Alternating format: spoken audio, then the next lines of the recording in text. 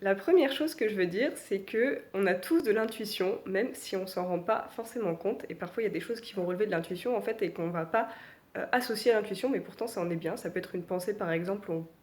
On ne dit pas que c'est notre intuition qui vient de nous envoyer ça, mais si. La deuxième chose, c'est que l'intuition, elle peut se manifester de plein de manières différentes. Ça peut être, ce que je disais, une pensée. Ça peut aussi être une image tout à coup qui nous apparaît, mais ça peut être aussi une sensation physique. Donc, en fait, après, ça, c'est en apprenant à se connaître et avec l'expérience qu'on va déterminer où notre intuition se manifeste. Et elle peut se manifester de plusieurs manières différentes aussi pour chacun. Il n'y a pas forcément une seule manière.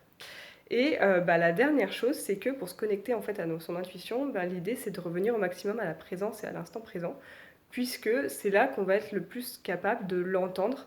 Souvent, on pense qu'on n'a pas d'intuition parce qu'en en fait, on ne l'entend pas, parce qu'on est en permanence dans nos ruminations mentales. Donc, la technique pour entendre son intuition, c'est de revenir à la présence.